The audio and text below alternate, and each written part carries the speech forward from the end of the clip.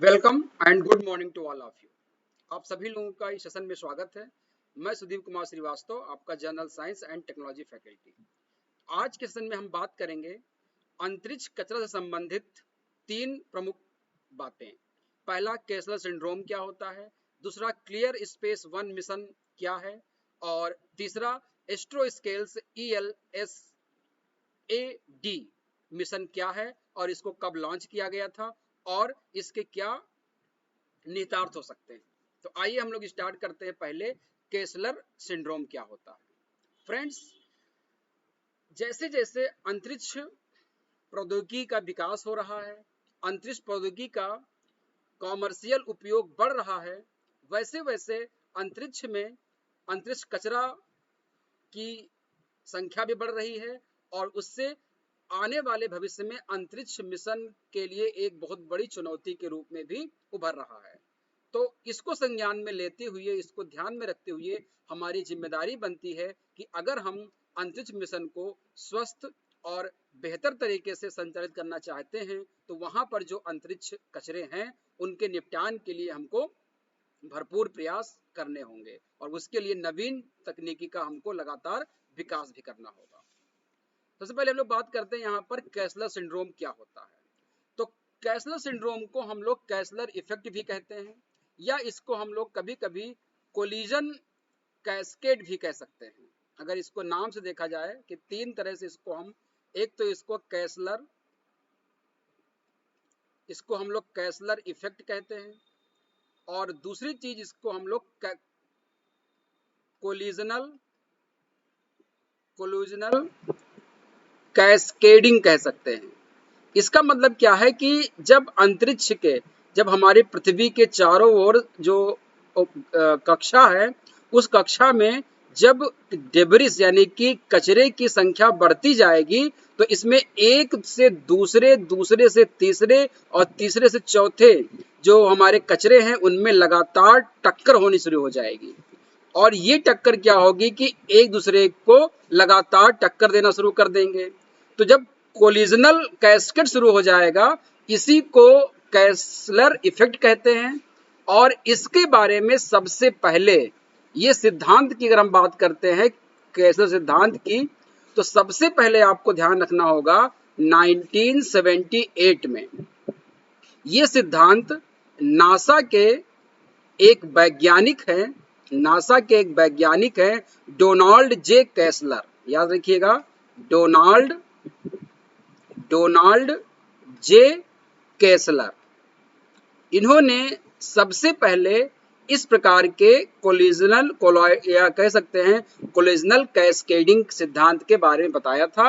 इन्हीं के नाम पर इसको केसलर इफेक्ट या केसलर सिंड्रोम कहा जाता है। इन्होंने बताया था कि जो कोलिजनल फ्रीक्वेंसी है, टक्कर की जो आवृत्ति है, यानी कि जितने भी डेब्रिस यहाँ पर बढ़ते जाएंगे उनमें जो टक्कर, कोलिजन की जो आवृत्ति है, कोलिजन की जो फ्रीक्वेंसी है, वो जो है लगातार क्या हो जाएगी, किस प्रकार से प्रभावित होती है। आर्टिफिशियल सैटेलाइट यानी कि मानव के द्वारा जो भी सैटेलाइट अंतरिक्ष में भेजे गए हैं, जब उनकी संख्या लो अर्थ ऑर्बिट में इतनी ज्यादा हो जाएगी तो उनमें जो कोलिजन यानी कि टक्कर की जो फ्रीक्वेंसी है वो किस प्रकार से प्रभावित होगी, इसके लिए उन्होंने एक सिद्धांत दिया था। उसी सिद्धांत को क्या कहते हैं, केसलर इफेक्ट कह देते हैं या कोलिजनल कैस्केडिंग कह सकते हैं या इसको हम लोग केसलर सिंड्रोम के नाम से जानते हैं।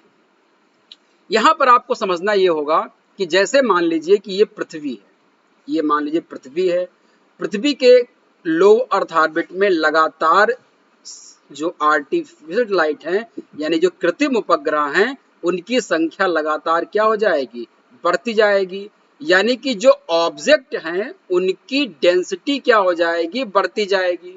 तो पहला पॉइंट ध्यान रखिएगा कि लो अर्थ ऑर्बिट में क्या होगा, जो आपके ऑब्जेक्ट्स हैं उनकी डेंसिटी बढ़ती जाएगी।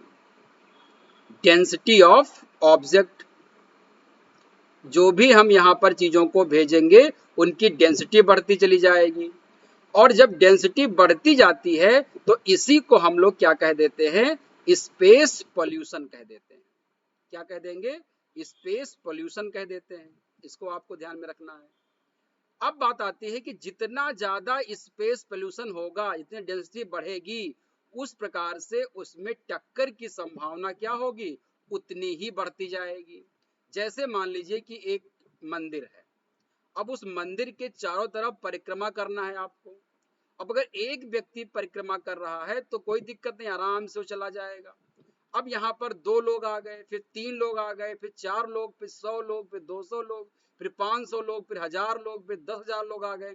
तो जैसे जैसे संख्या यहाँ पर परिक्रमा करते समय लोगों की संख्या बढ़ती जाएगी, आपस में टक्कर की संभावना क्या हो जाएगी? बढ़ती जाएगी। तो इस बात को केसलर ने बताया कि उपग्रह जब किसी भी सैटेलाइट के चारों तरफ, किसी भी कक्षा में रिवॉल्व करेंगे, परिक्रमण करेंगे, तो उनमें भी कोलिजन की जो फ्रीक्वेंसी है वो बढ़ती चली जाएगी। तो कोलिजन होगी, और वो कोलिजन जो कैसा होगा, वो कैस्केड हो जाएगा। कैस्केड का मतलब क्या होता है? एक के बाद एक लगातार वो हो जाएगा, तो कैस्केड हो जाएगा। और जब कैस्केड होगा कोलिजन, तो उसमें क्या होंगे? जब कोई चीज टकराएगा तो उसमें चीजें छोटे छोटे क्या होंगे? उसके छोटे पार्ट्स निकलेंगे। जब कोई चीज टकराएगी, जैसे मान लो 2 कार टकरा गई, तो उस कार का शीशा हो गया, उसके लोहा हो गया, एल्युमिनियम हो गया, ये सब क्या होंगे? ये सब बाहर क्या हो जाएंगे? निकल आते हैं। तो जब कैस्केड होगा कोलिजन का, तो उससे जो मटेरियल निकलेगा वो स्पेस डेब्रिस कहलाता है। क्या कहलाएगा? स्पेस डेब्रिस कहलाता है। और इन स्पेस डेब्रिस में क्या होगा? फिर से कोलिजन होगा, यानी कि इसमें क्या होगा? फर्दर कोलिजन होगा। इनमें क्या होगा बेटा? फर्दर कोलिजन होगा। और जब फर्दर कोलिजन होगा तो इसमें एक चेन बन जाएगी, एक चेन रिएक्शन की तरह काम करेगा। लगातार ये आपस में क्या होंगे? टक्कर करते रहेंगे। और इसकी वजह से हो सकता है कि जो इंटरनेशनल स्पेस स्टेशन है वो भी डिस्ट्रॉय हो सकता है, यानी कि नष्ट हो सकता है। ये बात इन्होंने अपने सिद्धांत में बताई थी। अब अगर इसको आपको अगर अच्छे समझना है, तो आप एक फिल्म आई थी, उसका नाम था ग्रेविटी। अगर आपको समझना हो इस चीज को अच्छे से, तो फिल्म ग्रेविटी को आप समझेंगे, जिसके डायरेक्टर कौन थे? अल्फांसो कौरॉन थे। याद रखिएगा इनका नाम, अल्फांसो क्यूरोन, इनका नाम याद रखिएगा। इन्होंने ग्रेविटी फिल्म बनाई थी, जो इसी पर आधारित थी कि किसी भी हमारे अर्थ के चारों तरफ लो अर्थ ऑर्बिट में जो डेंसिटी ऑफ ऑब्जेक्ट हो रही है, इंक्रीज हो रही है, उससे पोल्यूशन बढ़ रहा है, उसमें कोलिजन होने से क्या होगा? स्पेस डेब्रिस जनरेट होंगे, और उस स्पेस डेब्रिस जनरेट होने से उसमें चेन रिएक्शन होने लगेगी, लगातार रिएक्शन होने लगेगी, और उससे अंतरराष्ट्रीय स्पेस स्टेशन जो हमारे लो अर्थ ऑर्बिट में है वो डिस्ट्रॉय हो सकता है। इस पूरे सिद्धांत को क्या कहा जाता है? कैसलर सिंड्रोम कहते हैं। तो अगर एग्जाम में पूछा जाए कि कैसलर सिंड्रोम किससे संबंधित है, तो आप बताएंगे कि कृत्रिम उपग्रह जो हमारे लो अर्थ ऑर्बिट में परिक्रमण कर रहे हैं, उनमें लगातार टक्कर होने से जो अंतरिक्ष कचरा का निर्माण होगा, और उसमें लगातार चेन रिएक्शन होते रहने से जो हमारा अंतरराष्ट्रीय स्पेस स्टेशन है वो डिस्ट्रॉय हो जाएगा। इसको हम लोग कैसलर सिंड्रोम के नाम से जानते हैं। ये चीज आपको एग्जाम में याद रखनी है, यहां से क्वेश्चंस आपसे पूछ लिए जाते हैं। अब बात आती है कि नए विचारों एवं दृष्टिकोणों की आवश्यकता है, जिससे कि हम अंतरिक्ष कचरा को निपटा सकें। तो अंतरिक्ष कचरा को निपटाने के लिए हमारे सामने नए दृष्टिकोण की आवश्यकता है। तो टिकाऊ और व्यवहार्थ प्रौद्योगिकी आवश्यकता जो मलबे की समस्या को कम कर सके या पूरी तरह से हटा सके, को अनदेखा नहीं किया सकता है। हमको उस पर पूरी तरह नजर रखनी है। इन जटिल समस्याओं को सुलझाने के लिए कुछ योजनाएं बनाई जा रही हैं, जो कि कुछ निकट भविष्य में व कुछ निष्पादन की प्रक्रिया में है।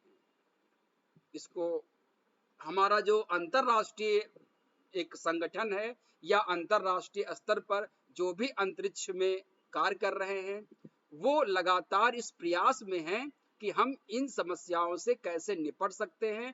उसके लिए कुछ मिशन हमने भविष्य के लिए तैयार कर रहे हैं और कुछ भविष्य मिशन को हम लगातार निष्पादन कर रहे हैं। उनमें से एक आपका है clear space 1 mission. Clear space 1 mission, इसके बारे में आपको ध्यान देना। तो क्लियर मिशन स्पेस 1 जो है वो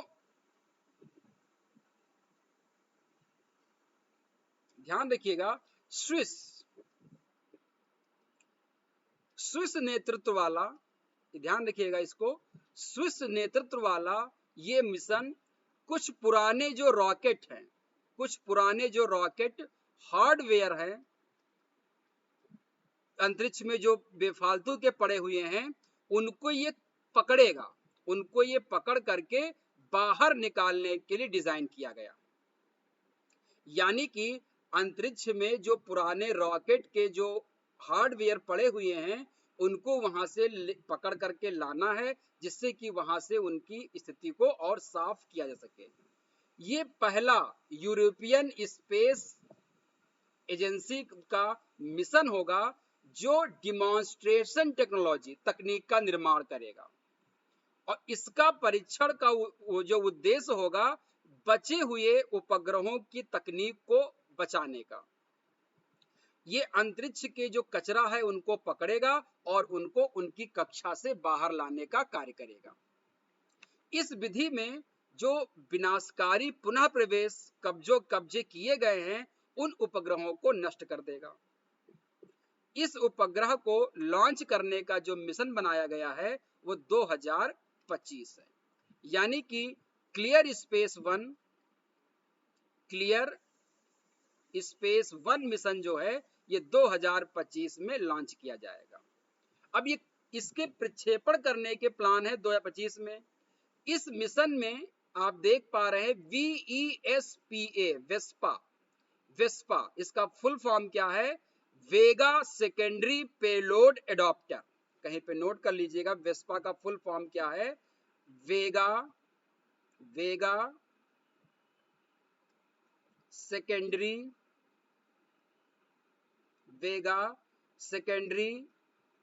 पेलोड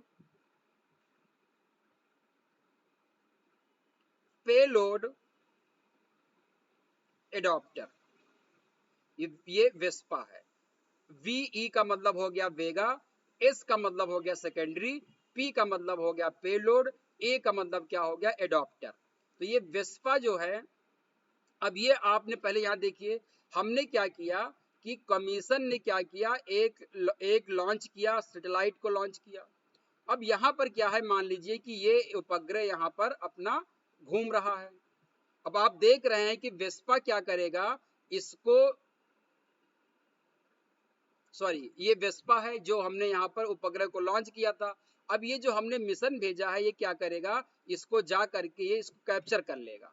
तो कैप्चर और स्टेक कॉन्फ़िगरेशन करेगा और इसको क्या कर देगा, डी ऑर्बिट कर दिया इसको, यानी कि दोबारा से इसको डी ऑर्बिट कर दिया, उसकी ऑर्बिट से हटा दिया और इसको फिर वापस री एंट्री करके हमारे पृथ्वी पर वापस ले आया।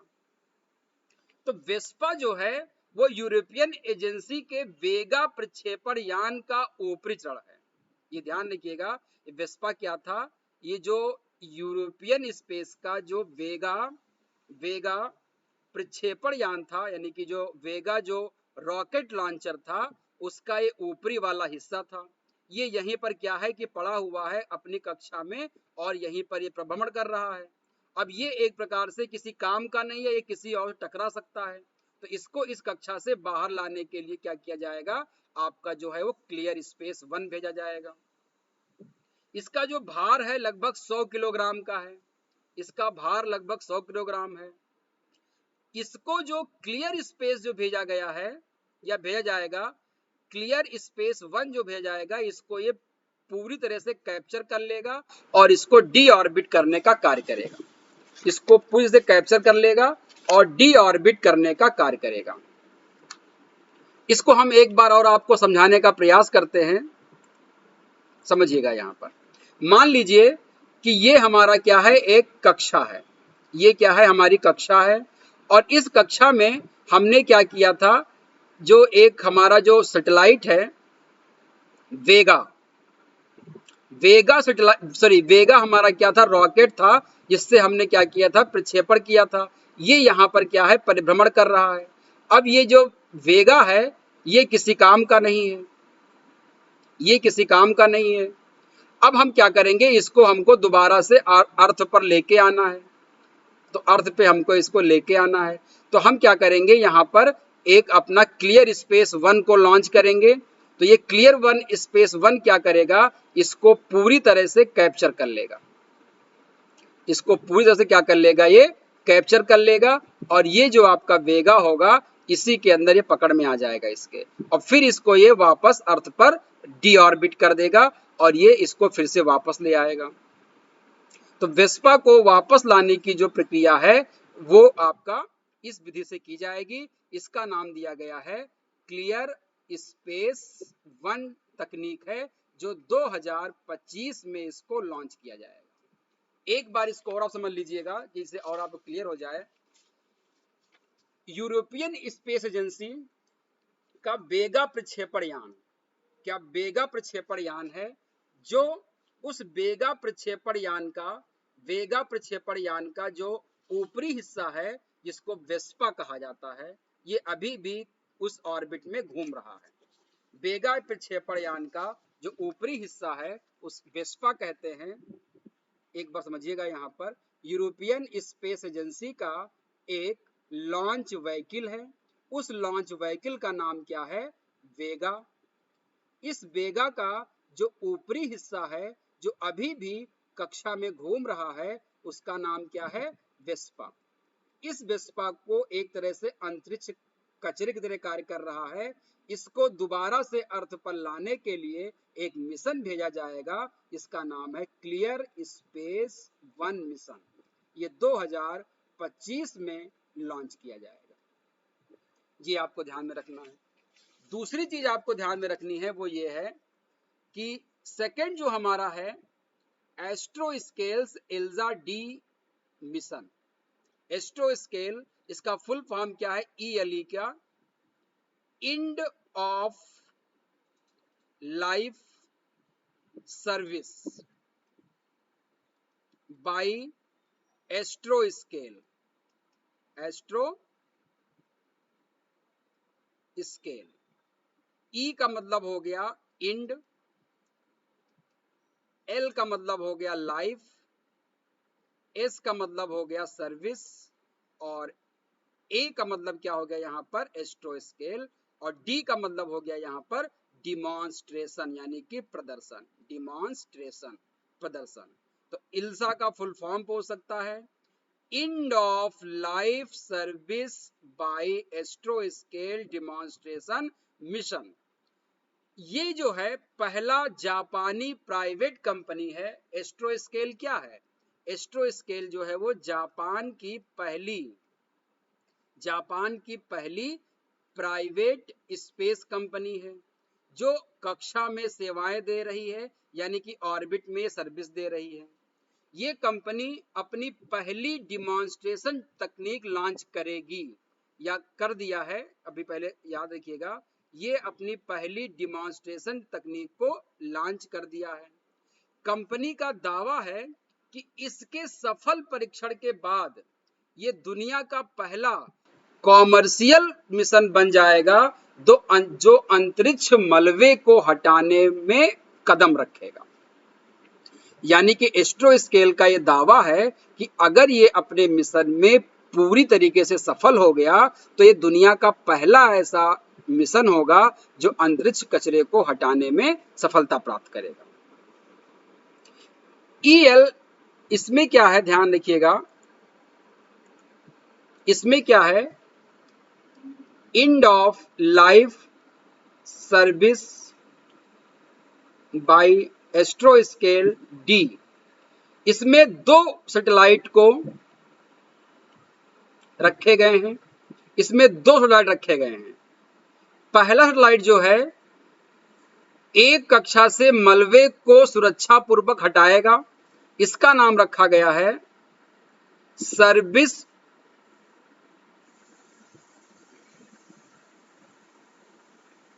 Designed satellite.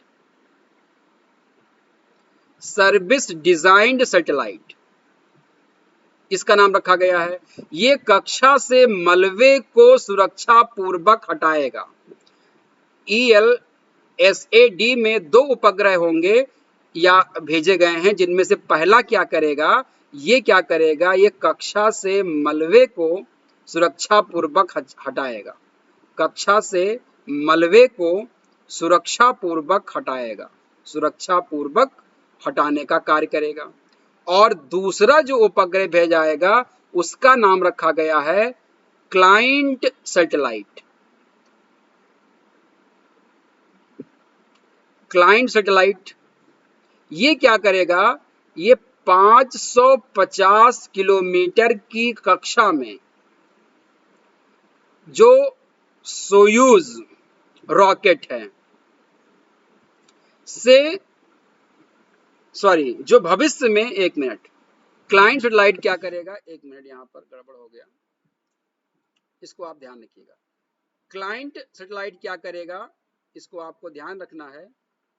क्लाइंट सैटेलाइट क्या करेगा, ये भविष्य में ग्राहकों की ओर से, ये भविष्य में ग्राहकों की ओर से डी ऑर्बिटिंग मलबे उपग्रह का प्रतिनिधित्व करेगा। ओर से डी ऑर्बिटिंग, जो मलबे को डी ऑर्बिट कर दिया गया है, डी ऑर्बिटिंग मलबे के जो उपग्रह हैं, जो उपग्रह हैं का रिप्रेजेंटेशन करेगा, यानी कि प्रतिनिधित्व करेगा। यानी कि 2 होंगे। एक उपग्रह क्या करेगा कि इसको कक्षा से मलबे को हटाएगा, और दूसरा क्या करेगा कि जो वहां से हटा करके डी ऑर्बिटिंग कर दी गई है उसको जो भविष्य में जो ग्राहक होंगे उनके लिए फिर से उसको सही करके यूज करने के लिए कार्य करेगा। तो एक क्लाइंट सैटेलाइट हो जाएगा और सर्विस डिजाइंड सैटेलाइट, 2 तरह के यहाँ पर उपग्रहों को इसमें यूज किया जाएगा या इसमें लगाया गया। अब आपको यहां पर ध्यान देना है कि ELSAD इसको जो है JK लॉन्च सर्विस द्वारा, जीके लॉन्च सर्विस के द्वारा 550 किलोमीटर की कक्षा में सोयूज रॉकेट से कजाकिस्तान के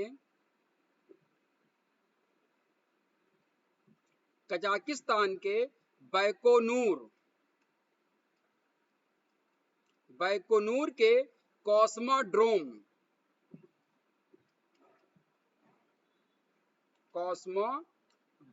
से 12 मार्च 2021 को लॉन्च किया गया। 12 मार्च 2021 को लॉन्च किया गया। तो ये आपको यहां पर ध्यान देना है, जो सबसे इंपॉर्टेंट है, ध्यान ये देना है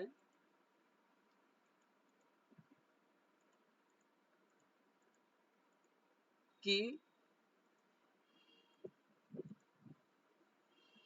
जो हम लोग बात कर रहे थे कि क्लियर स्पेस जो होगा ये 2025 में लॉन्च किया जाएगा, और इसको जो है वो 12 मार्च 2021 को लॉन्च किया गया है डिमॉन्स्ट्रेशन के रूप में, यानी कि प्रदर्शन के रूप में।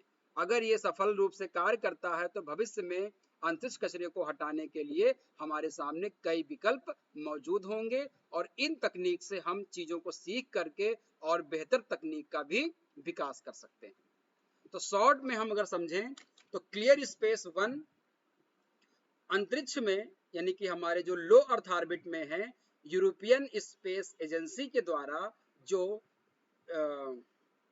वेस्पा या वेगा प्रक्षेपण यान का जो ऊपरी हिस्सा है उसको हटाने के लिए वेगा जो इसका नाम वेस्पा है उसके लिए क्लियर स्पेस 1 को लॉन्च किया जाएगा, जो वहां से इसको हटाने का काम करेगा, इसको डी ऑर्बिट करने का काम करेगा। इसको 2025 में लॉन्च किया जाएगा। दूसरा ELSAD यानी कि end of life service by Astroscale demonstration, ये जापान की एक निजी कंपनी एस्ट्रोस्केल के द्वारा काम किया जाएगा, जिसके द्वारा अंतरिक्ष में जो मलबे हैं उनको हटाने के लिए एक डिमॉन्स्ट्रेशन किया जाएगा।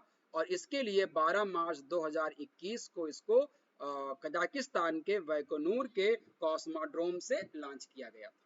इसमें दो तरह के उपग्रह थे। एक उपग्रह इसमें जो होगा, जो सैटेलाइट जो मलबे को पकड़ करके उसको सुरक्षापूर्वक बाहर लाएगा, डी ऑर्बिट करेगा, और दूसरा क्लाइंट सैटेलाइट होगा जो ग्राहकों के जो उनके डिमांड होगी उसके आधार पर डी ऑर्बिट किए गए सैटेलाइट को उसको रिप्रेजेंट करेगा। तो ये जानकारी आपके एग्जाम्स के लिए बहुत ही इंपॉर्टेंट थी। नेक्स्ट वीडियो में हम और बेहतरीन जानकारी आपके लिए लेकर आएंगे। तब तक के लिए आप लोगों का बहुत बहुत धन्यवाद। इस वीडियो को लगातार आप देखिएगा, लाइक कीजिएगा, सब्सक्राइब शेयर कीजिएगा, और अगर वीडियो आपको समझ में आया हो तो आप इसको ज़्यादा से ज़्यादा शेयर कीजिएगा।